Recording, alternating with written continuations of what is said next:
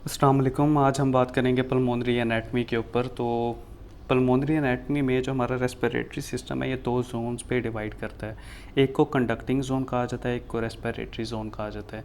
इन दोनों में main difference ये है कि रेस्पिरेटरी जोन के अंदर गैसियस एक्सचेंज होता है, कंडक्टिंग जोन के अंदर गैसियस एक्सचेंज नहीं होता। कंडक्टिंग जोन में गैसियस एक्सचेंज इसलिए नहीं होता क्योंकि इसके अंदर डेड स्पेस होती है। अब मैं पहले आपको बताता हूँ कंडक्टिंग जोन में कौन कौन से ऑर्गन्स होते हैं। नोज, फेरिंक्स, लैरिंक्स, ट्रैकिया और जितने भी ब्रोंकाई यानी कि लार्जर एयरवेज हैं आपके, प्राइमरी ब्रोंकाई, सेकेंडरी, टर्शरी वगैरह, ये सब कंडक्टिंग जोन में आते हैं। इनके अंदर होती है anatomic dead space. Dead space से मुराद वो पोर्शन होता है जहाँ पे गैसियस एक्सचेंज ना हो रहा हो। और एनाटॉमिक डेड स्पेस इसको इसलिए कहा जाता है क्योंकि अल्लाह ताला ने इनकी एनाटमी ही ऐसी बनाई होती है कि यहाँ पे गैसियस एक्सचेंज हो ही नहीं सकता। तो इसलिए इसको हम कहते हैं कि conducting zone makes anatomic dead space and conducting zone filters, forms and humidifies air. तो ये इसका मेन फंक्शन है। सेकेंडली बात करते हैं कि जब जो ब्रोंकाई हैं ये फर्दर डिवाइड होते रहते हैं ब्रोंक्यूल्स में, फिर टर्मिनल ब्रोंक्यूल्स, ये सब मैं आपको अभी डिटेल से इनकी पिक्चर वगैरह दिखाऊंगा, डोंट वरी। तो जब रेस्पिरेटरी ब्रोंक्यूल्स तक पहुंच जाते हैं तो रेस्पिरेटरी ब्रोंक्यूल्स आगे अल्वियोलर डक्ट्स में डिवाइड होते हैं और वो अल्वियोलाई में डिवाइड होते हैं। तो इन तीनों को, इनके अंदर जो है गैसियस एक्सचेंज होता है इतने से पोर्शन में हमारे पूरे रेस्पिरेटरी सिस्टम में, और इसी को रेस्पिरेटरी जोन कहा जाता है। पहले मैं आपको थोड़ा बहुत तारुफ करवा रहा हूँ इनकी प्रॉपर कंसेप्ट वो पिक्चर दिखाने से पहले। तो अब बात करते हैं अपर रेस्पिरेटरी ट्रैक्ट क्या होता है और लोअर रेस्पिरेटरी ट्रैक्ट क्या होता है। अपर रेस्पिरेटरी ट्रैक्ट में तीन स्ट्रक्चर्स इन्वॉल्व होती हैं, नेज़ल कैविटी, फेरिंग्स एंड लैरिंग्स। उसके बाद ट्रैकिया आता है। तो ट्रैकिया से ऑनवर्ड आपके लंग्स तक जितनी भी रेस्पिरेटरी स्ट्रक्चर्स हैं वो सब लोअर रेस्पिरेटरी ट्रैक्ट में आती हैं। तो अब बात करते हैं जी कंडक्टिंग जोन की। कंडक्टिंग जोन स्टार्ट होता है आपकी नेज़ल कैविटी से। नेज़ल कैविटी से फेरिंग्स प्रोसीड होता है, फिर लैरिंग्स, फिर ट्रैकिया, फिर प्राइमरी ब्रोंकाई, सेकेंडरी, टर्शरी और ब्रोंक्यूल्स में ये डिवाइड होते रहते हैं फर्दर। ब्रोंक्यूल्स के आगे फिर टर्मिनल ब्रोंक्यूल्स आते हैं। ये लास्ट ब्रोंक्यूल होता है जिसको टर्मिनल ब्रोंक्यूल कहा जाता है कंडक्टिंग जोन का। इसके बाद आ जाता है रेस्पिरेटरी ब्रोंक्यूल। रेस्पिरेटरी ब्रोंक्यूल से आगे अल्वियोलर डक्ट्स, और अल्वियोलर डक्ट फिर ओपन होते हैं टू अल्वियोलर सैक्स या जिसे अल्वियोलाई कहा जाता है। तो इतने से पोर्शन को हम कहते हैं रेस्पिरेटरी जोन, और इस पूरे पोर्शन को हम कहते हैं कंडक्टिंग जोन। यहाँ पे एनाटॉमिक डेड स्पेस होती है, यहाँ पे गैसियस एक्सचेंज नहीं होता, सिर्फ इतने से पोर्शन में गैसियस एक्सचेंज होता है। अब हम कहते हैं कि व्हाट इज़ अ ब्रोंकाई।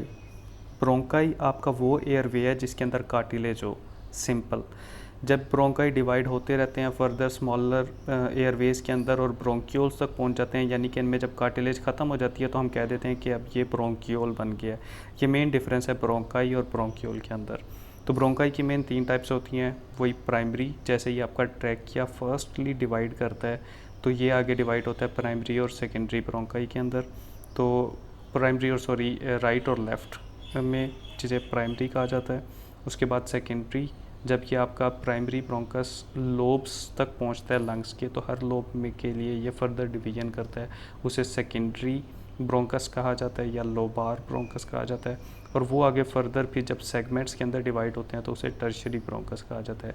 इसी तरह जो ब्रोंक्यूल्स हैं इनके भी आगे कुछ टाइप्स हैं। लोब्स के अंदर अगर ब्रोंक्यूल हो तो उसे लोब्यूलर, टर्मिनल हो तो टर्मिनल ब्रोंक्यूल, तो लास्ट ब्रोंक्यूल होता है कंडक्टिंग जोन का, हम इधर बात कर चुके हैं। और रेस्पिरेटरी ब्रोंक्यूल जो है ये फीड्स अल्वियोलाई, ये रेस्पिरेटरी जोन के अंदर होता है, ये गैसियस एक्सचेंज के अंदर काम आता है। तो ये तो मेन हमने डेफिनेशंस देख ली। अब मैं आपको बताता हूँ कि कितनी तरह के सेल्स होते हैं जो कि हमारी एनाटमी, पल्मोनरी एनाटमी या रेस्पिरेटरी सिस्टम में प्रेजेंट होते हैं। फर्स्ट ऑफ ऑल जो मोस्ट इम्पोर्टेंट है goblet cells, ciliated epithelial cells and club cells. ठीक है, गॉबलेट सेल्स के हवाले से एक चीज़ मैंने याद रखें कि दे सिक्रीट म्यूकस। ये म्यूकस को सिक्रीट करते हैं और ये म्यूकस में मोस्टली ग्लाइकोप्रोटीन्स और वाटर होते हैं जो कि आपको प्रोटेक्ट करते हैं अगेंस्ट पर्टिकुलेट्स, इन्फेक्शंस, ईटीसी। तो गॉबलेट सेल्स के हवाले से जस्ट इतना याद रखें कि ये म्यूकस में प्रेजेंट होते हैं, सॉरी म्यूकस सिक्रीट करते हैं, और ये ब्रोंकाई तक प्रेजेंट होते हैं, ट्रैकिया और ब्रोंकाई में प्रेजेंट होते हैं। I will show you a picture about this. तो अब सिलिएटेड एपिथेलियल सेल्स की बात करते हैं। जो सिलिएटेड सेल्स हैं ये बेसिकली तो तकरीबन आपके सारे ही रेस्पिरेटरी सिस्टम में प्रेजेंट होते हैं टिल टर्मिनल ब्रोंक्यूल। तो इनका मेन काम क्या होता है, चूँकि इनमें सीलिया होता है तो beating cilia move mucus to the epiglottis, ये म्यूकस की मूवमेंट करवाते हैं जहाँ से म्यूकस फिर स्वेलोड हो जाता है। फर्स्ट एड के अंदर इसको म्यूकोसीलरी क्लेरेंस के नाम से लिखा हुआ है। And last but most important club cells present होते हैं। क्लब सेल्स बेसिकली तो ब्रोंक्यूल्स में प्रेजेंट होते हैं। ये नॉन सिलिएटेड होते हैं पहली चीज़, और इनका मेन काम भी यही होता है कि ये प्रोटेक्टिव प्रोटीन्स स्क्रीट करते हैं और ये P450 एंजाइम की एक्टिवेशन करके एयर को डिटॉक्सिफाई करते हैं। ये मोस्ट इम्पॉर्टेंट जो MCQs है कि ये क्लब सेल्स P450 एंजाइम्स की एक्टिवेशन करवाते हैं।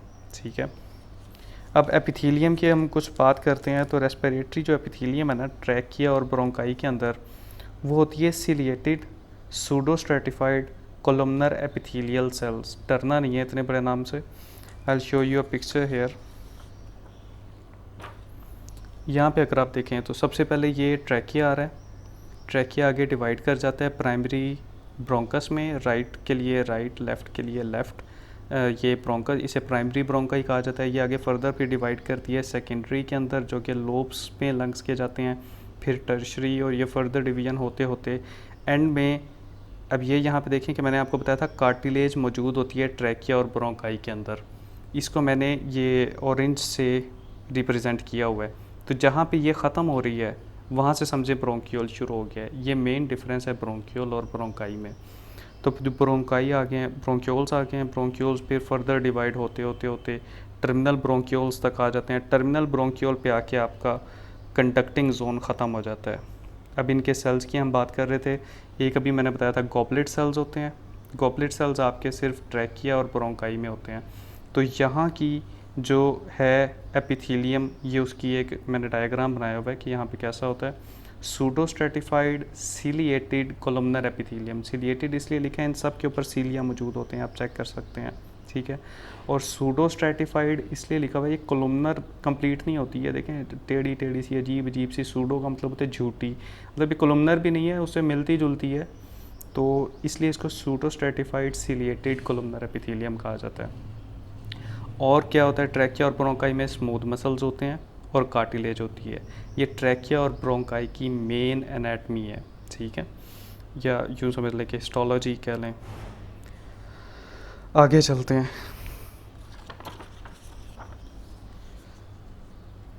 तो ब्रोंक्यूल्स में जो है ना एपिथेलियम, इसकी ट्रांजिशन हो जाती है। ठीक है, ट्रैकिया और ब्रोंकाई में सिलिएटेड सूडोस्ट्रेटिफाइड कोलमनर एपिथेलियल सेल्स थे। ब्रोंक्यूल्स तक आते आते एपिथेलियम चेंज कर जाती है अपनी शक्ल और ये बन जाती है, कन्वर्ट हो जाती है into simple cuboidal epithelium. Ciliated का लफ्ज़ साथ लगा रहेगा क्योंकि सीलिया जो है ना ये तमाम सेल्स के साथ होता है। ये सारे के सारे सिलिएटेड एपिथेलियल सेल्स होते हैं। और क्लब सेल्स जो हैं वो ब्रोंक्यूल्स में प्रेजेंट होते हैं। स्पेसिफिकली कहाँ प्रेजेंट होते हैं, टर्मिनल ब्रोंक्यूल्स के अंदर। और फिर स्मूथ मसल्स की बात करते हैं कि कंडक्टिंग एयरवे वॉल्स जो हैं इनके अंदर स्मूथ मसल्स होते हैं। स्मूथ मसल्स का मेन काम क्या होता है कि जब β2 रिसेप्टर्स इनके अंदर एक्टिवेट होते हैं तो ब्रोंकोडाइलेशन करवा देते हैं, और जब मस्करीनिक 3M3 रिसेप्टर्स एक्टिवेट होते हैं तो वो ब्रोंको कंस्ट्रिक्शन करवा देते हैं। ठीक है, तो ये इस तरीके से स्मूथ मसल्स आपकी ब्रोंकोडाइलेशन और ब्रोंको कंस्ट्रिक्शन में एक इम्पॉर्टेंट रोल प्ले करते हैं by the activation of β2 for bronchodilation and M3 for bronchoconstriction. ये बड़े इंपॉर्टेंट MCQs हैं। और इस एक स्ट्रक्चर को भी देख लें, यहाँ पे मैंने दिखाया हुआ है। ये मेरे ख्याल से फर्स्ट एड में भी थी पहले ये picture. Trachea, bronchi, further division होके ब्रोंक्यूल्स, फिर टर्मिनल ब्रोंक्यूल्स तक, ये सारा है कंडक्टिंग जोन। कार्टिलेज और गॉबलेट सेल्स सिर्फ ब्रोंकाई तक होते हैं। स्मूथ मसल्स ऑलमोस्ट आपके रेस्पिरेटरी ब्रोंक्यूल्स तक प्रेजेंट होते हैं। उसके अलावा जो सीलिया है, ये देखें ये ग्रीन लाइन से रिप्रेजेंट कर रहा हूँ। कुछ बुक्स में है कि ये टर्मिनल ब्रोंक्यूल्स तक होते हैं और कुछ में है कि ये अल्वियोलर डक्ट्स तक भी मौजूद होते हैं। बहरहाल फर्स्ट एड में तो ये यहीं तक है। तो एनीवे सीलिया बहरहाल एक मेजर पोर्शन तक, जितने भी सेल्स होंगे ना सारे ऑलमोस्ट सिलिएटेड होंगे एपिथेलियम, क्योंकि म्यूकस वगैरह के उसने मूवमेंट करवानी होती है। और रेस्पिरेटरी जोन में आप देख लें आगे रेस्पिरेटरी ब्रोंक्यूल्स होते हैं, अल्वियोलर डक्ट्स होते हैं और अल्वियोलर सैक्स होते हैं।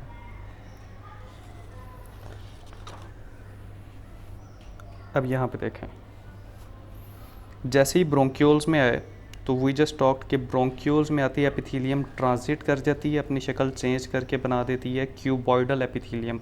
इसकी शेप देखें, ये सूडो स्ट्रेटिफाइड कोलुमनर एपिथीलियम है, ये क्यूबॉइडल शेप की है, तो ये सिंपल क्यूबॉइडल एपिथीलियम है। सिलिएटेड तो है ही, सिंपल सिलिएटेड क्यूबॉइडल एपिथीलियम। और क्लब सेल्स होंगे ब्रोंक्यूल से आगे आगे जितने भी होंगे क्लब सेल्स होंगे। ऊपर क्या थे, गॉबलेट सेल्स।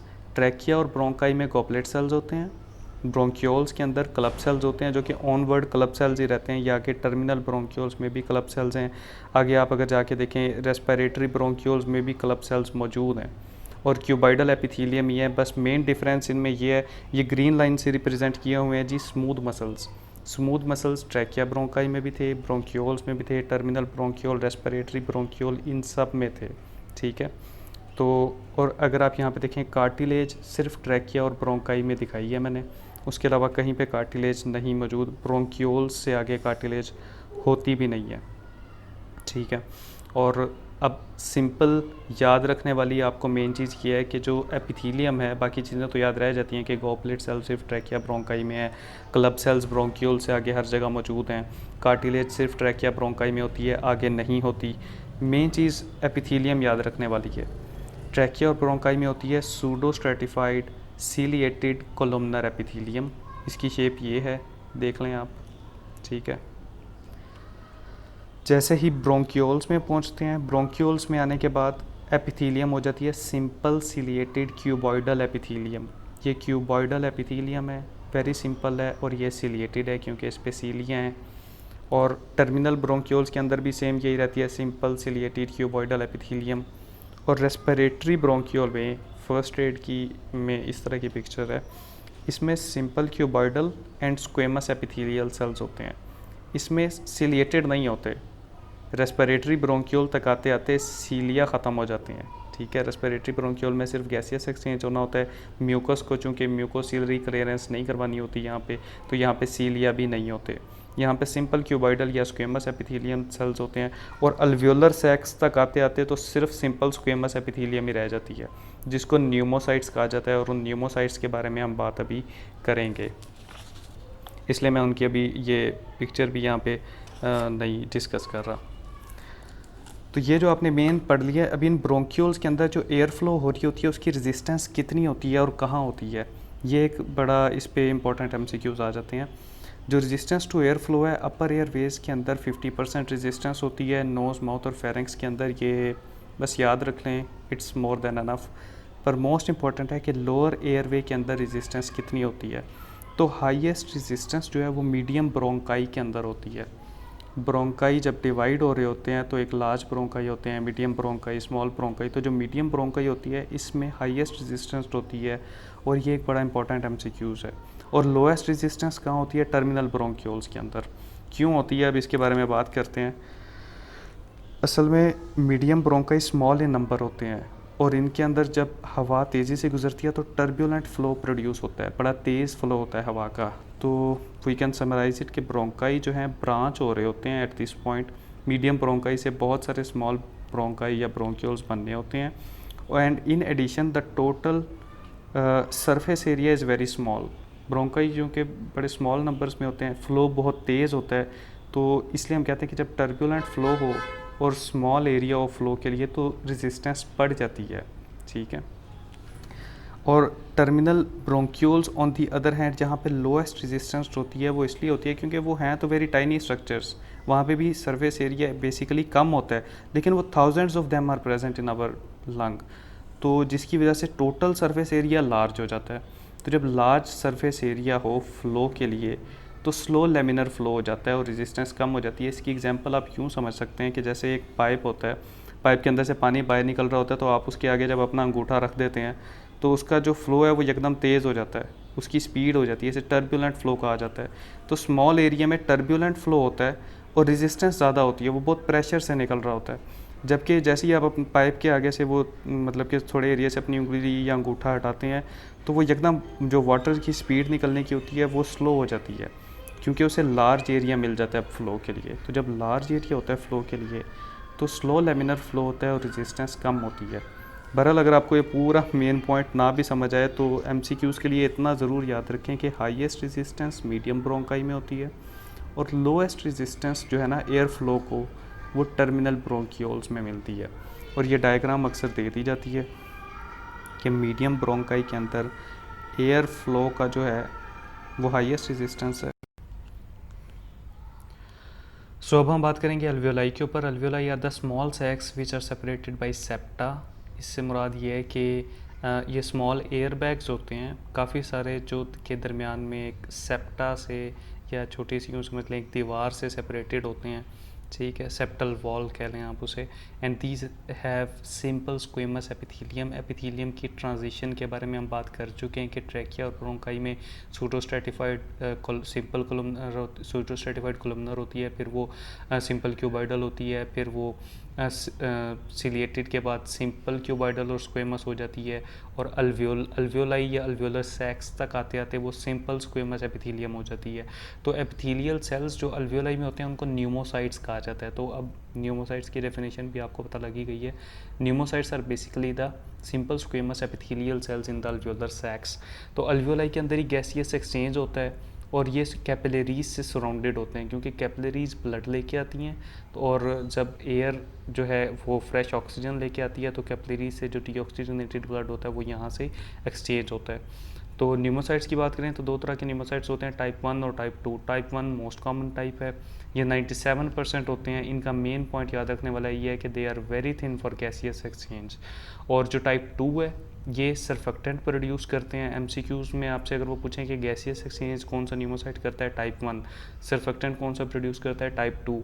और इसका एक और मेन काम होता है कि it can proliferate to form other cells. जब भी कोई इंजरी हो जाए, लंग्स के सेल्स डैमेज होते हैं, तो उन सेल्स की कमी को पूरा करने के लिए जो टाइप 2 न्यूमोसाइट्स हैं ये उनकी जगह ले लेते हैं, ये उनमें शिफ्ट हो जाते हैं, ये उनमें प्रोलिफरेट कर जाते हैं। तो की for the regeneration after injury is type 2 pneumocyte, ठीक है। और तीसरी टाइप के जो सेल्स होते हैं अल्वियोलाई के अंदर वो अल्वियोलर मैक्रोफेजेस होते हैं, ठीक है। अब मैं आपको वो डायग्राम दिखाता हूँ। ये देखें, ये एक जो अल्वियोलाई है, अल्वियोलाई के अंदर ये आप देख सकते हैं एक इसमें होते हैं, ये एक अल्वियोलाई दिखाया हुआ है, इसमें टाइप 1 न्यूमोसाइट्स होते हैं साइडों पे। टाइप 2 न्यूमोसाइट्स ये लार्ज जो बड़े सारे ये गेंडे टाइप हैं, और फिर कैपिलरीज होती हैं इनके सराउंड पे, और अल्वियोलर मैक्रोफेजेस होते हैं सेंटर में कि इन केस ऑफ कोई इन्फेक्शन वगैरह हो जाए मैक्रोफेजेस काम आ जाते हैं। तो ये एक स्ट्रक्चर होती है अल्वियोलाई की, ठीक है। यहाँ से एयर वगैरह जब एक्सचेंज होनी होती है तो कैपिलरीज से हो जाती है। तो ये एक मेन स्ट्रक्चर है। अब हम आगे चलते हैं कि जो सर्फेक्टेंट है जो कि टाइप 2 न्यूमोसाइट्स प्रोड्यूस करते हैं उसका असल काम है क्या, सर्फेक्टेंट है क्या बेसिकली। सर्फेक्टेंट का काम से पहले आप ये समझ लें कि जब हम एक्सहेल करते हैं, हवा को बाहर निकालते हैं, तो हमारे अल्वियोलाइज श्रिंक करते हैं। ये नॉर्मल फिजियोलॉजी है हमारी। अगर अल्वियोलाइज बहुत ज़्यादा श्रिंक कर जाएंगे तो वो क्लैप्स कर जाएंगे, और क्लैप्स ऑफ अल्वियोलाई को एटीलेक्टेसिस कहा जाता है। ये मेडिकल टर्मिनोलॉजी है क्लैप्स ऑफ अल्वियोलाई के लिए। तो जब अल्वियोलाई कोलैप्स कर जाएंगे तो गैसियस एक्सचेंज की एफिशिएंसी जो है हमारे लंग्स की वो कम हो जाएगी। तो सर्फेक्टेंट का मेन पहला काम यह है कि surfactant prevents the collapse of alveoli, या आप कह सकते हैं सर्फेक्टेंट प्रिवेंट्स एटीलेक्टेसिस। ये किसी भी तरीके से एमसीक्यूज आ सकता है और ये मेन पॉइंट है, जो मेन काम है सर्फेक्टेंट का वो यही है। अब सर्फेक्टेंट किस चीज़ से मिलके बनता है, ये मिक्सचर होता है लेसिथिन का, ठीक है। लेसिथिन्स क्या होते हैं, लिपिड सब्सटेंसेस हैं। तो उनमें भी जो मेन सब्सटेंस है जो कि सर्फेक्टेंट में ज़्यादा कंट्रीब्यूट करता है वो है डाईपाल्मिटॉइल फॉस्फेटिडाइल कोलिन। डाईपाल्मिटॉइल फॉस्फेटिडाइल कोलिन ये इसका नाम है, लंबा सारा नाम है, याद कर लीजिएगा। ये मेन लेसिथिन है, ये भी एक लेसिथिन ही होता है, लेकिन ये ज़्यादातर ये सर्फेक्टेंट के अंदर मौजूद होता है। दूसरा मेन काम सर्फेक्टेंट का होता है लंग मेच्योरिटी। जो न्यूनेट्स बेबी पैदा हो रहे होते हैं उनके अंदर लंग मेच्योरिटी सर्फेक्टेंट करवाता है। अब सर्फेक्टेंट ये काम कैसे करता है उसके लिए पहले आपको समझना पड़ेगा सरफेस टेंशन, कि अल्वियोलाई की सरफेस के ऊपर सरफेस टेंशन होती है जिसकी वजह से वो बेसिकली कोलैप्स करते हैं। अब वो क्या होता है उसको समझें कि alveoli are lined with the film of liquid. जो अल्वियोलाई हैं उनके इर्द गिर्द बहुत सारा लिक्विड होता है।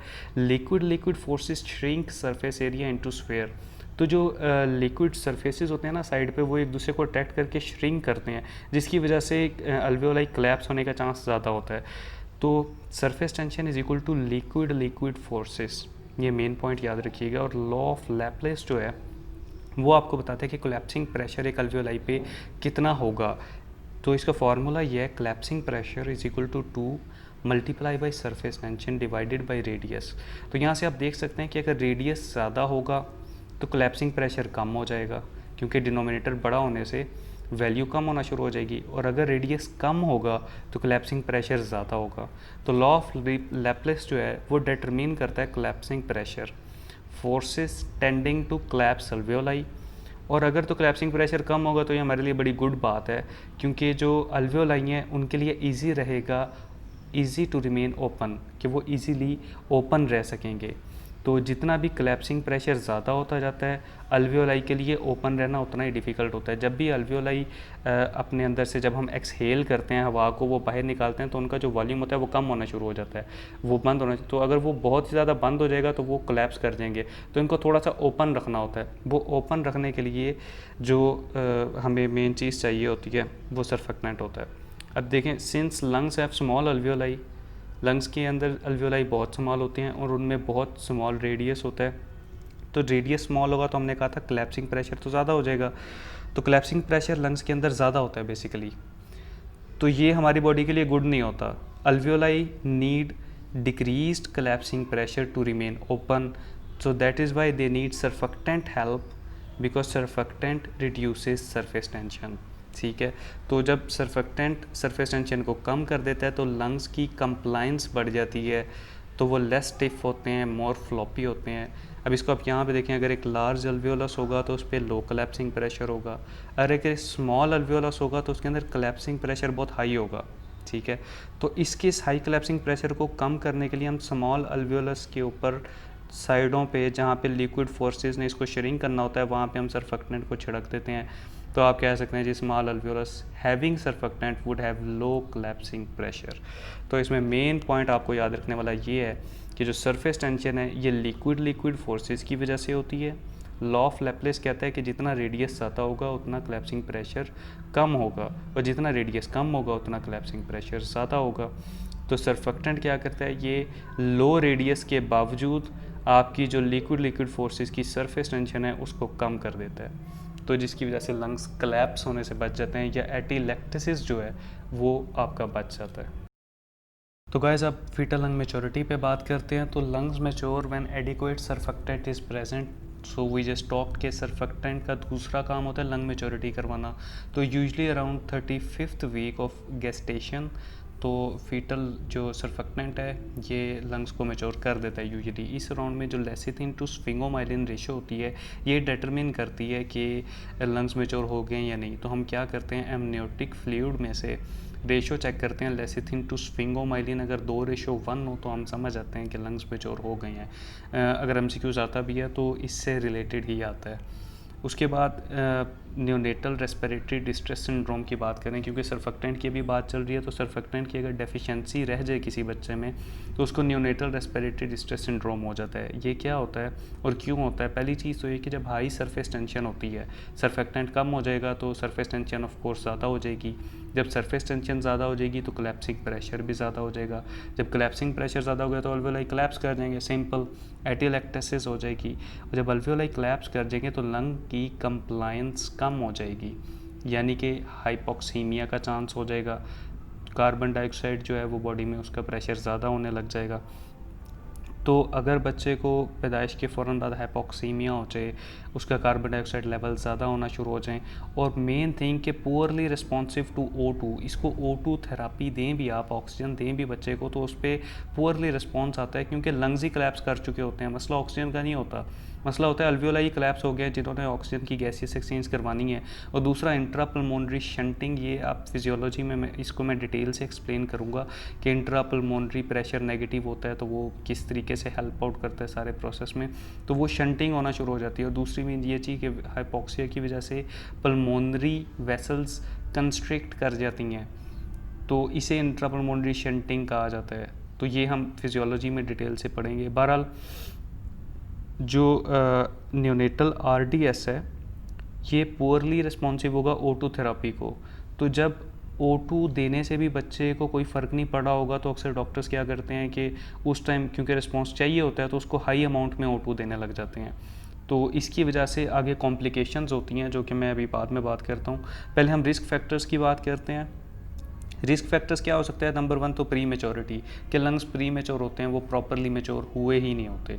सेकेंडली मेटरनल डायबिटीज़, जो इंसुलिन होती है, अगर माँ को डायबिटीज़ है तो high amount of insulin decrease कर देती है सर्फेक्टेंट की प्रोडक्शन को, सर्फेक्टेंट कम होगा, लंग्स मेच्योर हो नहीं पाएंगे। थर्डली सिजेरियन डिलीवरी, क्या होता है जब नॉर्मल वेजाइनल डिलीवरी होती है तो बेबी पर स्ट्रेस पड़ता है, तो बेबी स्ट्रेस के रिस्पॉन्स में स्ट्रेस हार्मोन कोर्टिसोल को प्रोड्यूस करता है, और कोर्टिसोल जो है वो स्टिमुलेट करता है सर्फेक्टेंट की प्रोडक्शन को, तो ज़्यादा सर्फेक्टेंट प्रोड्यूस होता है तो लंग्स मेच्योर हो जाते हैं। ठीक है, तो वेजाइनल डिलीवरी जो है वो बड़ी अच्छी होती है अगर नॉर्मल डिलीवरी हो जाए। सिजेरियन डिलीवरी में क्या होता है, ये रिस्क फैक्टर है एनआरडीएस का, क्योंकि सिजेरियन डिलीवरी में बच्चे पर स्ट्रेस तो पड़ता नहीं है जो जिस तरह वेजाइनल डिलीवरी में होना होता है, तो baby spared stress response at delivery. तो जब स्ट्रेस रिस्पॉन्स नहीं होगा तो स्ट्रेस हार्मोन कोर्टिसोल भी प्रोड्यूस नहीं होगा, जब कोर्टिसोल ही कम अमाउंट में होगा तो सर्फेक्टेंट भी कम अमाउंट में होगा। तो 3 रिस्क फैक्टर्स हैं न्योनेटल रेस्पिरेटरी डिस्ट्रेस सिंड्रोम के: prematurity, maternal diabetes and caesarean delivery. अब बात करते हैं एनआरडीएस की कॉम्प्लिकेशंस की। तो as I told you before के ये चूँकि O2 थेरेपी को पुअरली रिस्पॉन्सिव होता है तो बच्चे को ज़िंदा रखना होता है, अक्सर फिर ज़्यादा अमाउंट में O2 देने लग जाते हैं कि O2 का लेवल क्यों नहीं ज़्यादा हो रहा, तो उसकी वजह से अक्सर O2 टॉक्सिसिटी हो जाती है। तो पहली कॉम्प्लिकेशन है ब्रोंकोपल्मोनरी डिस्प्लेजिया। ब्रोंकोपल्मोनरी डिस्प्लेजिया ये होता है कि आपने हाई अमाउंट में O2 दे दी, ऑक्सीजन टॉक्सिसिटी हो गई और इसकी वजह से जो अल्वियोलराइजेशन थी वो नहीं हो पाई। अल्वियोलराइजेशन ये होती है कि जब बेबी नया नया पैदा होता है तो उसके अंदर जो अल्वियोलर सैक्स होते हैं वो बड़ी कम अमाउंट में मौजूद होते हैं। ठीक है, तो इनके दरमियान में सेप्टल एक सेप्टा आ जाता है तो एक अल्वियोलाई 2 में डिवाइड हो जाता है, फिर इधर से एक और सेप्टा आ जाएगा वो 4 में डिवाइड हो जाएगा, इसे अल्वियोलराइजेशन कहा जाता है। ये एम्ब्रियोलॉजी में हम डिस्कस कर चुके हैं, बल्कि नेक्स्ट वीडियो में मैं डिस्कस करूँगा फिजियोलॉजी में भी मज़ीद डिटेल से। अल्वियोलराइजेशन के अंदर जो सेप्टा इस तरह अल्वियोलर सैक्स बनाते जाते हैं, ज़्यादा होते जाते हैं। जब O2 टॉक्सिसिटी होती है तो अल्वियोलराइजेशन नहीं हो पाती, यानी कि ज़्यादा अल्वियोलर सैक्स बन नहीं पाते, तो जिसकी वजह से इन्फेंसी के अंदर बच्चों को रेस्पिरेटरी प्रॉब्लम्स रहती हैं। ये एक कॉम्प्लिकेशन है। सेकेंडली पेटेंट डक्टस आर्टेरियोसिस में एक शंट होता है हमारे वेंट्रिकल्स के दरमियान जिसको क्लोज होना होता है। ठीक है, पैदाइश के कुछ दिन अरसे बाद जब हाइपोक्सिया रहता है तो हाइपोक्सिया की वजह से हमारी पूरी बॉडी में वेसल्स वगैरह डायलेट रहती हैं, वो कभी कंस्ट्रिक्ट नहीं होती, तो हाइपोक्सिया इस शंट को ओपन रखता है, क्योंकि वो डायलेट रहता है वो बंद नहीं हो पाता। ये दूसरी कॉम्प्लिकेशन हो सकती है। कार्डियक है ये कार्डियोलॉजी में डिटेल में पढ़ेंगे। रेटिनोपैथी ऑफ प्री मेच्योरिटी, ये थर्ड कॉम्प्लिकेशन है। इसमें भी जब बच्चे को हाई अमाउंट में O2 देते हैं, मोस्टली जो कॉम्प्लिकेशंस हैं ये हाई O2 गिवन की वजह से ही होती है, क्योंकि O2 थेरापी रिस्पॉन्स दे नहीं रही होती तो आप उसके लिए ज़्यादा O2 देते रहते हैं। तो हाई O2 जब बेबी को दी जाती है फिर O2 टॉक्सिसिटी होती है, और ये जो ऑक्सीजन फ्री रेडिकल्स बनते हैं ये फिर आपके रेटिना के अंदर जो न्यूवास्कुलराइजेशन है, जो न्यू वेसल्स बन रही होती हैं उनको तबाह बर्बाद कर देते हैं, रेटिनल डिटैचमेंट हो जाती है, ब्लाइंडनेस हो जाती है। मेन 3 चीज़ें हैं, ब्रोंकोपल्मोनरी डिस्प्लेजिया और रेटिनोपैथी ऑफ प्री मेच्योरिटी, तो होती है हाई ऑक्सीजन टॉक्सिसिटी की वजह से, और पेटेंट डक्टस आर्टेरियोसिस जो है हाइपोक्सिया की वजह से होता है। तो अब ट्रीटमेंट की अगर आप बात करें या प्रिवेंशन एंड ट्रीटमेंट, तो प्रिवेंशन तो यह है कि प्री टर्म डिलीवरी अगर हो रही है, टर्म से पहले ही हो रही है, तो आप उसे बीटा मैथासोन दे दें। तो ये बड़ा इंपॉर्टेंट MCQs है। डू नोट दैट के बेसिकली NRDS तो होता ही सर्फेक्टेंट डेफिशिएंसी की वजह से होता है, तो वो MCQs पूछ सकते हैं कि सर्फेक्टेंट डेफिशिएंसी में क्या देना चाहिए, तब भी आप बीटा मैथासोन कह सकते हैं, या वो ये कह सकते हैं कि NRDS की प्रिवेंशन के लिए हम क्या दें, तो भी प्री टर्म डिलीवरी में आप बीटा मैथासोन देते हैं, क्योंकि बीटा मैथासोन एक कॉर्टिकोस्टीरॉइड है, ये एक स्ट्रेस हार्मोन है। तो स्ट्रेस हार्मोन जब देंगे तो सर्फेक्टेंट की प्रोडक्शन ज़्यादा हो जाएगी, जिस तरह यहाँ पे हमने बात की थी कि जब कॉर्टिसोल विजाइनल डिलीवरी में रिलीज़ होता है, स्ट्रेस हार्मोन है, तो वो स्टिमुलेट करता है सर्फेक्टेंट प्रोडक्शन को। तो अगर नहीं हो रहा तो आप वैसे ही बीटामेथासोन दे दें, या आप सर्फेक्टेंट डायरेक्ट भी दे सकते हैं। एंडोट्रेकियल ट्यूब के थ्रू आप डायरेक्ट बेबी को सर्फेक्टेंट दे सकते हैं। अब लंग्स के लोब्स की बात करते हैं, तो मैंने यहाँ पे डायग्राम नहीं बनाई, वो तो आप कहीं से भी देख सकते हैं। मैं मेन कंसेप्ट आपको दे रहा हूँ कि right upper lobe, right middle lobe और राइट लोअर लोब, 3 लोब्स होते हैं राइट लंग के अंदर। इनके दरमियान 2 फिशर्स होते हैं, एक हॉरिजॉन्टल फिशर और एक ओब्लीक फिशर। ठीक है, जो हॉरिजॉन्टल पोजीशन में फिशर है उसे हॉरिजॉन्टल कहेंगे, जो ओब्लीक पोजीशन में उसे oblique fissure of the right lung कहेंगे।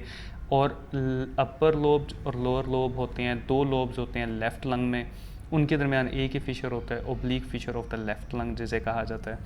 तो अब लोब्स के, ये जस्ट मेन नॉलेज था लोब्स का। मेन बात करते हैं फॉरेन बॉडी एस्पिरेशन के अंदर कि अगर आप कोई बॉडी एस्पायरेट कर लेते हैं तो क्या होता है। ये मोस्टली तो बच्चों में होता है, पीनट वगैरह, वो यूजली अगर क्वेश्चन भी आता है तो इसी तरह आता है कि एक बच्चा था उसने पीनट खा ली, और ज़्यादातर 60% केसेस तो राइट लंग के होते हैं, और राइट लंग में भी यूजली मेन ब्रोंकस में होते हैं, जो मेन प्राइमरी ब्रोंकस होती है ना। तो most common site of aspiration तो राइट लंग होती है। क्यों होती है?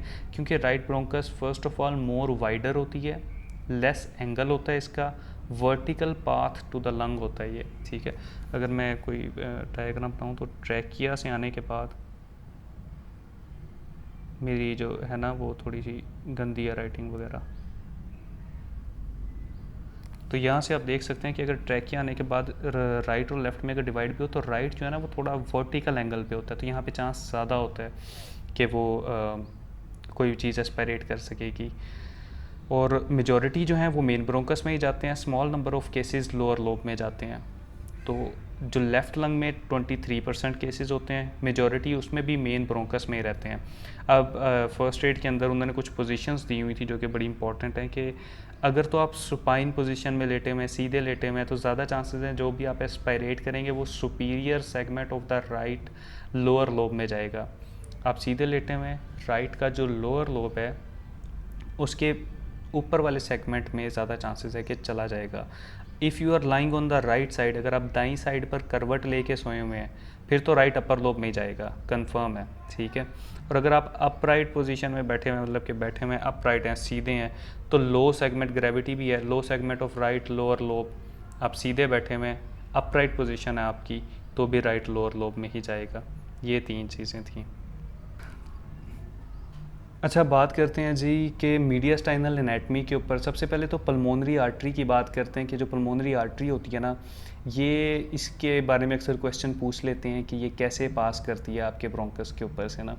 तो पल्मोनरी आर्टरी जब आ रही होती है, जो आपका राइट ब्रोंकस होता है ये उसके एंटीरियर से पास करती है, वो वाइड होता है, ज़्यादा वर्टिकल होता है, उसके सामने से गुजर जाती है। और जो लेफ़्ट होता है उसके ऊपर से सुपीरियरली पास करती है। और ये जो रीजन होता है ना जहाँ पे ट्रैकिया डिवाइड बाइफरकेट कर रहा होता है राइट और लेफ़्ट ब्रोंकस में, इसको कैरिना कहा जाता है। तो कैरिना अक्सर दिया होता है, तो इसको याद रखने का तरीका है राल्स, RALS, right anterior and left superior. जो राइट पल्मोनरी आर्टरी है, it passes anteriorly to the right bronchus and the left pulmonary artery passes superiorly to the left bronchus। ठीक है, अब मीडियास्टाइनम की बात करते हैं। Mediastinum is a space between lungs, lungs के दरमियान जो भी स्पेस है इसे मीडियास्टाइनम कहते हैं। It is divided into 3 anatomical compartments, anterior compartment, middle और पोस्टीरियर। ठीक है, अब तीनों कंपार्टमेंट्स में मेन याद रखने वाला इंटीरियर है, इस क्योंकि तीनों के अंदर बेसिकली अगर कोई ट्यूमर आ जाए या मैसेज बन जाए, वो तीनों के डिफरेंट हैं, तो इन पे क्वेश्चंस पूछ लेते हैं। मैसेज में मोस्ट इंपॉर्टेंट इंटीरियर है। वो क्यों है जी? इंटीरियर कंपार्टमेंट में 3 चीज़ें होती हैं, एक तो thymus, internal mammary arteries and lymph nodes, ये 3 मेन स्ट्रक्चर्स, मेजर स्ट्रक्चर्स पास करती हैं। और इनमें से इन्हीं के ही अगर ट्यूमर होंगे, मोस्टली इन्हीं के ही होंगे ना, तो एक तो थायराइड का हो सकता है, थायराइड मैसेज मिल सकते हैं, थाइमिक नियोप्लाज्म या थाइमिक मैसेज मिल सकते हैं, टेराटोमास मिल सकते हैं और लिम्फोमास मिल सकते हैं। इन्हें टेरिबल लिम्फोमास के हवाले से याद किया जाता है ताकि 4 T's कंप्लीट हो जाए। इन्हें 4 T's या टेरिबल T's कहा जाता है। इसके बारे में हम बात करते हैं। टेरिबल T's में सबसे पहले आते हैं जी थाइमिक मैसेज। ठीक है, जो half of the interior message derive from thymus. Thymus से ही मोस्टली एंटीरियर कंपार्टमेंट के मैसेज हैं ये मीडियास्टाइनम के, ठीक है। तो मोस्ट फेमस उनमें थाइमोमा है which is associated with myasthenia gravis.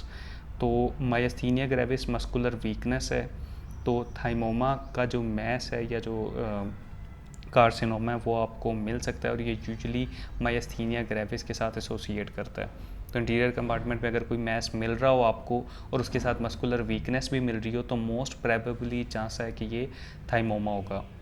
दूसरे हैं जी टेराटोमास या जर्म सेल ट्यूमर्स। टेराटोमास या जर्म सेल ट्यूमर्स मोस्टली तो मिलते हैं गोनेड्स, टेस्टीज वगैरह इन रीजन्स में, लेकिन एक्स्ट्रा नोडल जितने भी जर्म सेल ट्यूमर्स हैं उनकी मोस्ट कॉमन लोकेशन है ही मीडियास्टाइनम। तो अपनी लोकेशन पे तो वो होंगे, उसके अलावा वो कहाँ प्रेजेंट कर सकते हैं, वो मोस्ट कॉमन लोकेशन मीडियास्टाइनम ही है। और सिर्फ टेराटोमास नहीं, टेराटोमास, सेमिनोमास और भी जितने भी जर्म सेल ट्यूमर्स हैं वो सारे आपको मीडियास्टाइनम के एंटीरियर कंपार्टमेंट में मिल सकते हैं। तो अगर इनके साथ साथ वो एंटीरियर कंपार्टमेंट में मैस मिल रहा हो और आपको कोई गोनेडल डिसफंक्शन या इस तरह की कोई और चीज़ मिल रही हो तो वो भी आप कह सकते हैं कि जी ये टेराटोमा है। और टेरिबल लिम्फोमास, कोई लिम्फोमास आपको मिल सकते हैं यहाँ पे। और थायराइड ग्रोथ, जो थायराइड है या तो एनलार्ज्ड और एक्टोपिक थायराइड टिश्यू में प्रेजेंट एज अ मैस। तो या तो ये हो सकता है कि थायराइड ग्लैंड ही एनलार्ज हो जाए, टिश्यू जो है एनलार्ज होके नीचे तक आ जाए मीडियास्टाइनम में, या एक्टोपिक का मतलब होता है जो अपनी ओरिजिनल जगह पे ना हो बल्कि जगह चेंज करके किसी दूसरी जगह पे प्रेजेंट करे, उसे एक्टोपिक थायराइड टिश्यू कहा जाता है। तो usually connected to the thyroid gland, और ये यूजली थायराइड ग्लैंड से कनेक्टेड होता है। कनेक्टेड से मुराद ये है कि ऊपर से नीचे तक आ रहा होगा ये मैस। ये यूँ नहीं होगा कि सिर्फ एंटीरियर कंपार्टमेंट ऑफ मीडियास्टाइनम में होगा और गर्दन पे आपको कोई मैस नज़र आ ही नहीं रहा होगा, ऐसे नहीं होता। तो मेन ये याद रखें कि अगर इंटीरियर कंपार्टमेंट में मैस के साथ मस्कुलर वीकनेस हो, थाइमोमा हो सकता है, थाइमिक मैस हो सकता है। अगर साथ कोई गोनेडल प्रॉब्लम मिल रही है तो extra nodal germ cell tumour हो सकता है, टेराटोमा वगैरह। और इसी तरह अगर आपको नेक पे कोई एनलार्जमेंट मिल रही है या थायराइड ग्लैंड के साथ कोई साथ आपको मिल रहे हैं कि पसीने ज़्यादा आ रहे हैं, या थायराइड ग्लैंड का कोई भी इस तरह का आपको मिल रहा है क्या कहते हैं साइन, तो थायराइड ग्रोथ हो सकती है।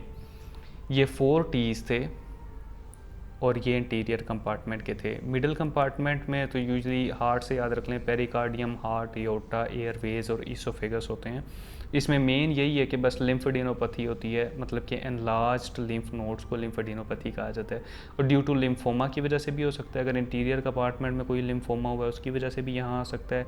सार्केडोसिस की वजह से हो सकता है, या ऐसा लंग कैंसर जो मेटास्टेटाइज कर चुका हो। इसमें बस लिम्फ नोड्स ही याद रख लेना तो यही मोर देन एनफ है, यहाँ से पिक हो जाता है। बाकी अगर क्वेश्चन में उन्होंने कोई ना सार्केडोसिस की वो अच्छे खासे वो पिक करने वाली चीज़ें हैं जहाँ से वो पिक हो जाता है, तो इजीली आप पिक कर लेंगे। लंग कैंसर का एक अपना क्राइटेरिया तो वहाँ से पिक हो जाता है। बस आपको इतना पता होना चाहिए कि लिम्फ नोड्स अगर लंग कैंसर वगैरह के साथ हों तो वो मिडिल कंपार्टमेंट में होती हैं। पोस्टीरियर कंपार्टमेंट में तो वैसे नर्व्स, स्पाइनल गैंग्लिया, स्पाइन वगैरह होते हैं, तो वहाँ पे तो अगर कोई मसला होगा अभी तो न्यूरोजेनिक ट्यूमर्स ही होंगे जैसे कि श्वाना या न्यूरोब्लास्टोमा। बहरहाल पोस्टीरियर कंपार्टमेंट में न्यूरोजेनिक मसले, मिडल कंपार्टमेंट के अंदर लिम्फ नोड्स की इनलार्जमेंट मिलेगी यूजली, और जो इंटीरियर है वो मेन है, वो ना भूले आपको कि थायराइड भी हो सकता है, ठीक है, टेराटोमास भी हो सकते हैं, जर्म सेल ट्यूमर्स वगैरह, या थाइमिक न्यूप्लाज्म मस्कुलर वीकनेस वगैरह के साथ यूजली प्रेजेंट कर सकता है। ये जो मैंने लिखे हैं ये मोस्ट इंपॉर्टेंट ही लिखे हुए हैं। अब लास्ट में हम बात करते हैं जी डायफ्राम की। डायफ्राम क्या है, इसके बारे में मेन चीज़ याद रहे आपको कि diaphragm normally moves down when we breathe in. तो जब भी हम सांस लेते हैं या इंस्पायर करते हैं तो ये मूव डाउन कर जाता है, ये बहुत ज़रूरी है। क्यों ज़रूरी है ये मैं भी आगे आपको बताता हूँ। तो 3 तरह की डायफ्राम आपके थोरैक्स और एब्डोमेन को डिवाइड करता है बेसिकली। तो जिस भी स्ट्रक्चर ने पास हो कि आपके एब्डोमेन में जाना है, एब्डोमेन से ऊपर आना है, तो उसके लिए उसको ओपनिंग्स चाहिए। तो 3 ओपनिंग्स होती हैं डायफ्राम में जिनको हाइएटस कहा जाता है, कैवल फोरामेन या कैवल हाइएटस, एसोफेजियल हाइएटस और एओर्टिक हाइएटस। ये अपने नाम की तरह बड़े ही ईजी हैं। तो जैसे कि केवल फोरामेन में से तो इन्फीरियर वेना केवा पास करती है और ये T8 से पास करता है। इसको याद रखने का तरीका भी यही है कि वेना केवा के अंदर 8 लेटर्स हैं तो ये T8 से पास होगा, ये यूँ याद रख लें आप, ठीक है। एसोफेजियल हाइएटस में एसोफेजियल वर्ड के अंदर 10 लेटर्स हैं, 1 2 3 4 5 6 7 8 9 10, तो ये T10 से पास करता है। एसोफेजियल नाम से याद रख लें कि इसमें से एसोफेगस पास होती है और उसके बाद इसमें से वेगस नर्व पास होती है, ठीक है। तीसरा है जी एओर्टिक हियाटस। एओर्टिक हियाटस में से पूरे इस नाम में एओर्टिक हियाटस में 12 लेटर्स हैं, तो ये T12 से पास करता है। ये जो डायफ्राम है ये कोई प्लेन नहीं होता कि ये एक ही लेवल पे होगा, ये अप डाउन स्ट्रक्चर होती है, तो इसमें डिफरेंट लेवल से स्ट्रक्चर्स गुजर रही होती हैं। एओर्टिक हियाटस नाम से आप याद रख सकते हैं, एओर्टा तो पास करता ही है, साथ थोरेसिक डक्ट और एजाइगस वेन पास करती है। तो let me show you a picture, ये वाली, ये देखें आप, ये एक मैंने ड्राइंग तो मेरी बुरी सी है, पर यहाँ से आप देख लें कि जो केवल हियाटस है इसमें से इंफीरियर वेना कैवा पास करती है अकेली, ठीक है। ये T8 के लेवल पे होता है, मैंने यहाँ पे लिखा नहीं है, लिख देता हूँ। इसी तरह जो दूसरा है एसोफेजियल हियाटस, ये थोड़ा सा नीचे होता है इससे, ये T10 के लेवल पे होता है। यहाँ से एक तो एसोफेगस गुजर रही होती है, सेकेंडली वेगस नर्व के एंटीरियर पोस्टीरियर दोनों वेगल नर्व्स गुजर रही होती हैं, मैंने वहाँ सिंपल वेगस नर्व लिख दिया है। और तीसरा जो है एओर्टिक हियाटस में से एक तो एओर्टा पास होता है ऑफ कोर्स, दूसरा थोरेसिक डक्ट और एजाइगस वेन, ये तीन जो हैं स्ट्रक्चर्स पास हो रही होती हैं। तो may be you guys get an idea. अब जो है डायफ्राम, उसकी इनर्वेशन की बात करते हैं। इनर्वेशन में इनर्वेशन होती है जी फ्रेनिक नर्व से, डायफ्राम को इनर्वेट करती है फ्रेनिक नर्व, और फ्रेनिक नर्व को जो फाइबर्स मिलते हैं वो मिलते हैं C3, C4 और C5 से नर्व फाइबर्स मिलके फ्रेनिक नर्व बनाते हैं। अब ये याद रखना क्यों इंपॉर्टेंट है, वो इसलिए क्योंकि अक्सर डायफ्राम इरिटेशन हो जाती है। डायफ्राम इरिटेशन ये होती है कि फॉर एग्जांपल आपको कोई और डिजीज़ है, जैसे कि गाल ब्लेडर डिजीज़ चल रही है आपको, ठीक है, जैसे कि इन कोलिसिस्टाइटिस में अक्सर पेशेंट्स को शोल्डर पेन हो रहा होता है। ये शोल्डर पेन उनको क्यों हो रहा होता है, क्योंकि C3, C4 और C5 के अंदर शोल्डर पेन फाइबर्स होते हैं, ठीक है। तो जब भी कोई ऐसी डिजीज़ होगी जिससे फ्रेनिक नर्व इरिटेट कर जाए, फ्रेनिक नर्व में कोई की स्टिमुलेशन हो जाए, तो डायाफ्राम इरिटेशन हो जाती है और पेशेंट को रेफर्ड शोल्डर पेन होता है। रेफर्ड शोल्डर पेन से मुराद ये है कि कोई शोल्डर में इशू नहीं होगा, शोल्डर बजाते खुद बिल्कुल ठीक ठाक होगा, बस उसमें पेन होता रहेगा, और वो पेन इसलिए होगा क्योंकि C3, C4, C5 जो फ्रेनिक नर्व बना रहे हैं उनमें शोल्डर पेन के फाइबर्स मौजूद हैं, ठीक है। तो अब जब भी डायफ्राम इरिटेशन होगी तो एक तो आपको डिस्निया मिलेगा, दूसरा आपको हिकअप्स मिलेंगे, ठीक है। डिस्निया या शॉर्टनेस ऑफ ब्रेथ आपको इसलिए मिलेगी क्योंकि because can not effectively contract muscles to breathe. याद रखें डायफ्राम जो है इसने मूव डाउन करना होता है व्हेन वी ब्रीथ इन, ठीक है। तो जब वो प्रॉपर मूव डाउन ही नहीं कर पाएगा तो मसल्स प्रॉपरली कॉन्ट्रैक्ट नहीं कर पाएंगे ब्रीदिंग के लिए। अब अगर फ्रेनिक नर्व डैमेज हो जाए, ये चीज़ जो मैंने ऊपर बताई है इससे रिलेटेड है, इसलिए मैं इकट्ठे बता देता हूँ कि अगर फ्रेनिक नर्व डैमेज हो जाए तो डायाफ्राम एलिवेशन हो जाती है। एलिवेशन क्यों होती है, क्योंकि डायाफ्राम ने तो मूव डाउन करना होता है इंस्पायर करते हुए, तो अगर फ्रेनिक नर्व भी बेचारी डैमेज हो जाएगी तो डायाफ्राम मूव डाउन नहीं कर पाएगा बल्कि एलिवेट कर जाएगा। साथ आपको डिस्निया भी इसी वजह से मिलेगा। और ये अक्सर केस इस तरह आता है कि आफ्टर थोरेसिक और cardiac surgery phrenic nerve damage हो जाती है तो शॉर्टनेस ऑफ ब्रेथ मिलती है आफ्टर सर्जरी, ये केस आता है इस तरह, ठीक है। और इसमें मेन फाइंडिंग होती है पैराडॉक्सिकल मूवमेंट। पैराडॉक्सिकल मूवमेंट है कि इंस्पायरेशन के साथ डायफ्राम ने तो मूव डाउन करना होता है, but in this case diaphragm जो है वो मूव अप कर रहा होगा, ठीक है। इन दिस केस डायफ्राम जो है moves up with the inspiration.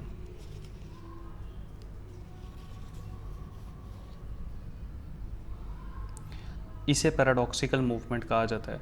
तो इसको कंफर्म करने के लिए हम एक टेस्ट करते हैं जिसे कि स्निफ टेस्ट कहा जाता है फ्लोरोस्कोपी के ऊपर। जब आप स्निफ टेस्ट करते हैं, ये आगे डिटेल में इसको भी मैं समझाऊंगा, इसके ऊपर एक टॉपिक है।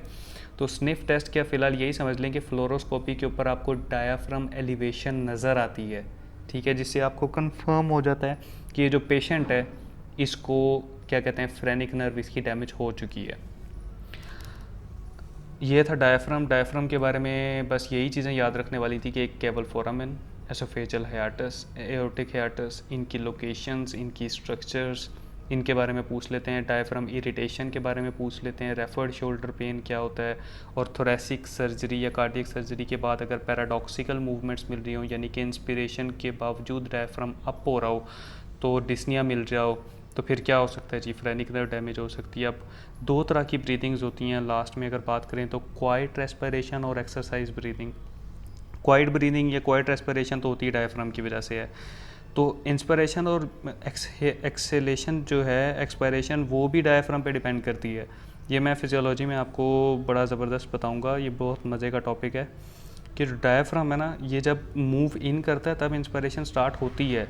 इंस्पिरेशन की वजह से डायफ्राम मूव नहीं होता, ये मूव होता है तो इंस्पिरेशन होती है। और एक्सरसाइज में तो फोर्सफुल ब्रीदिंग होती है, ठीक है। फोर्सफुल ब्रीदिंग के लिए हमें एक्सेसरी मसल्स चाहिए होते हैं, तो इंस्पिरेशन के लिए भी एक्सेसरी मसल्स हैं और एक्सहेलेशन के लिए भी एक्सेसरी मसल्स हैं। इनके ऊपर क्वेश्चंस पूछ लेते हैं, इनकी बात कर लेते हैं। इंस्पिरेशन के अंदर तो नेक के मसल्स यूज़ होते हैं, एक स्कैलीन मसल है, एक स्टर्नोक्लीडोमास्टॉइड्स मसल है। स्कैलीन क्या करता है, ये रिब्स को रेज करता है। जब हम चेस्ट के ऊपर डिटेल में बात करेंगे तो वहाँ ये देखेंगे भी मसल। और स्टर्नोक्लीडोमास्टॉइड जो है वो रेज करता है स्टर्नम को, ठीक है। तो इस तरीके से बस ये इनके इस तरह अगर एमसीक्यूज आए भी तो स्कैलीन का क्या काम है, स्टर्नोक्लीडोमास्टॉइड का, ये बस आपको नाम भी याद रह जाए तो मोर देन एनफ है। अलबत्ता एब्डोमेन के मसल्स एक्सेलेशन वाले अक्सर पूछ लेते हैं।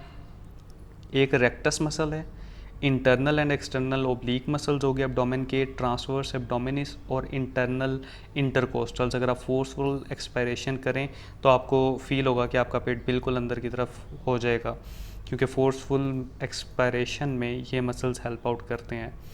और एक्सरसाइज ब्रीदिंग के अंदर भी एक्सेसरी मसल्स चाहिए होते हैं। इसके अलावा अगर रेस्पिरेटरी डिस्ट्रेस हो जाए तो भी एक्सेसरी मसल्स चाहिए होते हैं। That was all our discussion about the pulmonary anatomy। अब हम थोड़ी सी समरी पे बात करेंगे जितना हमने। So guys, now we have a summary about the pulmonary anatomy. Respiratory system के अंदर दो जोन्स होते हैं, कंडक्टिंग जोन और रेस्पिरेटरी जोन। रेस्पिरेटरी जोन में गैसियस एक्सचेंज होता है, कंडक्टिंग जोन में नहीं होता, क्योंकि वो एनाटॉमिक डेड स्पेस बनाता है। और स्ट्रक्चर्स की बात करें तो nasal cavity, pharynx, लैरिंग्स, trachea, primary bronchi, secondary bronchi, tertiary bronchi, और उनकी फर्दर डिवीजन होते हुए ब्रोंक्यूल्स, टर्मिनल ब्रोंक्यूल तक सारा कंडक्टिंग जोन होता है। टर्मिनल ब्रोंक्यूल लास्ट पॉइंट होता है कंडक्टिंग जोन का। इसके बाद रेस्पिरेटरी ब्रोंक्यूल से अल्वियोलर डक्ट बनती हैं, और अल्वियोलाई 3 स्ट्रक्चर्स होती हैं सिर्फ रेस्पिरेटरी जोन के अंदर। ब्रोंकाई का मेन पॉइंट इनर कार्टिलेज होता है, ब्रोंक्यूल्स में कार्टिलेज नहीं होता। 3 तरह के सेल्स मोस्टली होते हैं, गॉबलेट सेल्स जो कि म्यूकस सिक्रीट करते हैं पर्टिकुलेट्स इन्फेक्शन से बचाने के लिए, सीलिएटेड एपिथेलियल सेल्स ऑलमोस्ट सीलिया सारे स्ट्रक्चर्स में मौजूद होता है, रेस्पिरेटरी ब्रोंक्यूल्स तक हर एपिथेलियल सेल्स में, क्योंकि इसका मेन काम होता है कि ये म्यूकोसिलरी क्लियरेंस करवाता है, एपिग्लोटिस तक मूवमेंट करवाता है म्यूकस की, जहाँ पे म्यूकस स्वेलो हो जाती है। क्लब सेल्स मोस्टली ब्रोंक्यूल्स में होते हैं, नॉन सीलिएटेड एपिथेलियल सेल्स होते हैं, मेन चीज़ याद रखनी है। And they secret protective protein and they activate the P450 enzyme for the detoxification of air. तो यहाँ पे अब आप स्ट्रक्चर को देखें तो सूडोस्ट्रेटिफाइड सीलिएटेड कोलुमनर एपिथेलियम होती है ट्रैकिया और ब्रोंकाई में, कार्टिलेज सिर्फ ट्रैकिया और ब्रोंकाई में होती है, और गॉबलेट सेल्स भी सिर्फ ट्रैकिया और ब्रोंकाई में होते हैं। उसके बाद जो एपिथेलियम है ये शिफ्ट हो जाती है, जैसे ही आप ब्रोंक्यूल्स में पहुंचते हैं तो ये क्यूबॉइडल एपिथेलियम में शिफ्ट हो जाती है, सूडोस्ट्रेटिफाइड की बजाय ये सिंपल हो जाती है, और यही चलती रहती है आगे फर्दर। क्लब सेल्स ब्रोंक्यूल्स से आती हैं, ब्रोंक्यूल से पहले क्लब सेल्स नहीं होते, गॉबलेट सेल्स सिर्फ ब्रोंकाई तक होते हैं और ये कार्टिलेज भी सिर्फ ब्रोंकाई तक होती है, आगे कार्टिलेज नहीं होती, यही मेन डिफरेंस है। अब स्ट्रक्चर की बात करते हैं, अल्वियोलाई की स्ट्रक्चर क्या होती है। तो अल्वियोला एक अल्वियोलस के अंदर या अल्वियोलस सैक के अंदर टाइप 1 न्यूमोसाइट्स होते हैं, टाइप 2 न्यूमोसाइट्स होते हैं, और कैपिलरी जो है कैपिलरीज होती हैं अराउंड टाइप 1 न्यूमोसाइट्स के, और अल्वियोलर मैक्रोफेजेस होते हैं। 3 तरह के सेल्स होती हैं अल्वियोलाई के अंदर। एयर फ्लो रेजिस्टेंस की बात करें तो सबसे ज़्यादा रेजिस्टेंस जो है वो मीडियम ब्रोंकाई में होती है, लोएस्ट रेजिस्टेंस जो एयर फ्लो को मिलती है रेस्पिरेटरी ब्रोंक्यूल्स के अंदर वो टर्मिनल ब्रोंक्यूल में मिलती है। अल्वियोलाई यहाँ पे बात करें तो इसके अंदर सिंपल स्क्वेमस एपिथेलियम होती है, जो कि जिन सेल्स को न्यूमोसाइट्स कहा जाता है। Type 1, type 2। Type 1 gaseous exchange में इस्तेमाल होता है, टाइप 2 सर्फेक्टेंट प्रोड्यूस करता है, और type 2 is the key for the regeneration of injury after injury. Surfactant के मेन दो काम्स हैं, प्रिवेंट्स कोलैप्स ऑफ अल्वियोलाई या टेलेक्टेसिस, और लंग मैच्योरेशन। किस तरह करता है ये? सरफेस टेंशन को कम करके। सरफेस टेंशन क्या होती है? लिक्विड लिक्विड फोर्सेस के इक्वल होती है, जितने ज़्यादा लिक्विड होंगे उतनी सरफेस टेंशन ज़्यादा होगी। लॉ ऑफ लैप्लेस कहता है कि जितना रेडियस ज़्यादा होगा कोलैप्सिंग प्रेशर कम होगा, जितना रेडियस कम होगा कोलैप्सिंग प्रेशर ज़्यादा होगा। तो हमारे लंग्स के अंदर चूँकि स्मॉल अल्वियोलस होता है, रेडियस कम होता है, कोलैप्सिंग प्रेशर ज़्यादा होता है, तो हम जहाँ पे लिक्विड होता है वहाँ पे सरफेक्टेंट की प्रोडक्शन करते हैं ताकि आपको कम से कम वो सरफेस टेंशन मिल सके। और सेकंड काम होता है फीटल लंग मैच्योरिटी, 35 वीक में करवाता है। Lecithin to sphingomyelin ratio check करते हैं, अगर 2:1 हो जाए एमनियोटिक फ्लूइड में तो सजेस्ट करता है लंग मैच्योरेशन है। अब अगर सरफेक्टेंट की डेफिशिएंसी हो जाए तो न्यूनेटल आरडीएस हो जाता है। न्यूनेटल आरडीएस में हाइपोक्सीमिया मिलता है, कार्बन डाइऑक्साइड ज़्यादा हो जाती है, ऑक्सीजन कम हो जाती है, तो इसलिए हम O2 देते हैं लेकिन उसका पुअर रिस्पॉन्स मिलता है, जिसकी वजह से अक्सर O2 बहुत ज़्यादा अमाउंट में देने लग जाते हैं डॉक्टर्स, तो O2 टॉक्सिसिटी हो सकती है, जिसकी वजह से दो मेन कॉम्प्लिकेशंस होती हैं। ब्रोंकोपल्मोनरी डिस्प्लेजिया जिसमें अल्वेलराइजेशन नहीं होती, और रेटिनोपैथी ऑफ प्रीमेच्योरिटी जिसमें रेटिनल डिटैचमेंट होकर ब्लाइंडनेस हो जाती है। और पेटेंट डक्टस आर्टेरियोसिस में जो शंट जिसने बंद होना होता है पैदाइश के बाद वो बंद ही नहीं हो पाता, क्योंकि हाइपोक्सिया की वजह से वेजोडाइलेशन होती है बॉडी में। और रिस्क फैक्टर्स क्या हैं एनआरडीएस के? Prematurity, maternal diabetes and caesarean delivery. Treatment क्या है जी एनआरडीएस की? बीटामेथासोन, क्योंकि ये कॉर्टिकोस्टेरॉइड है, और अगर ये प्रीटर्म डिलीवरी से प्रिवेंशन करता है। अगर हो चुका है एनआरडीएस तो फिर तो आपको सरफेक्टेंट ही डायरेक्ट देना पड़ेगा एंडोट्रेकियल ट्यूब के थ्रू। फॉरेन बॉडी एस्पिरेशन में याद रखें most common site of aspiration right lung होती है, और इनकी आपको स्ट्रक्चर्स याद होने चाहिए कि अगर सुपाइन पोजीशन के अंदर कोई चीज़ एस्पिरेट हो गई है तो ज़्यादा चांसेस है ये superior segment of right lower lobe में जाएगा। अगर आप राइट साइड पे करवट लेके लेटे हुए हैं तो राइट अपर लोब में जाएगा, और अपराइट पोजीशन में है तो lower segment of right lower lobe में जाएगा। फिर बात करते हैं जी पल्मोनरी आर्टरी के ऊपर, कि पल्मोनरी आर्टरी जो है वो राइट ब्रोंकस के एंटीरियर से जाती है और लेफ़्ट ब्रोंकस के सुपीरियर से जाती है। इसको याद रखने का तरीका है RALS right anterior and left superior.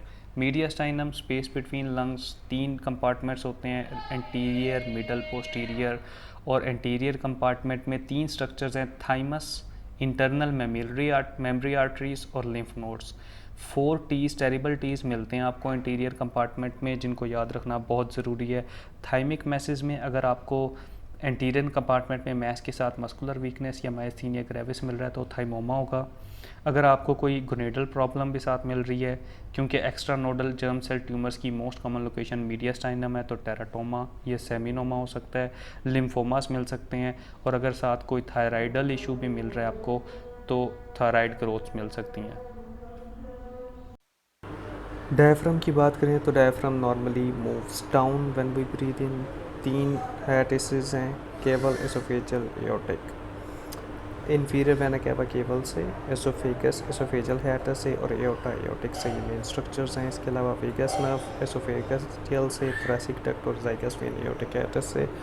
और वेना केवा में 8 लेटर्स हैं, T8 से एसोफेजियल T10, और एओर्टिक हाइटिस 12 लेटर्स T12 से पास करता है। तो फ्रेनिक नर्व इनोवेट करती है डायफ्राम को, जो कि खुद 3 फाइबर से बनती है, C3, C4, C5, जिनके अंदर शोल्डर पेन फाइबर्स भी होते हैं। तो इसी वजह से रेफर्ड शोल्डर पेन हो सकता है डायफ्राम इरिटेशन में। मज़ीद डिस्नी और हिकअप्स मिल सकते हैं आपको डायफ्राम इरिटेशन में।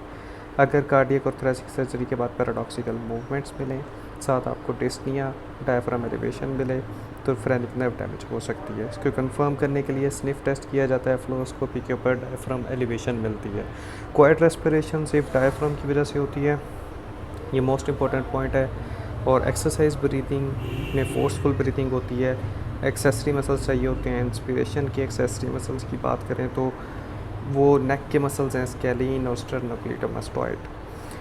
और एक्सेलेशन की एक्सेसरी मसल्स एब्डोमेन के हैं, जिसमें rectus muscle, internal external oblique, transverse abdominis और इंटरनल इंटरकोस्टल मसल्स।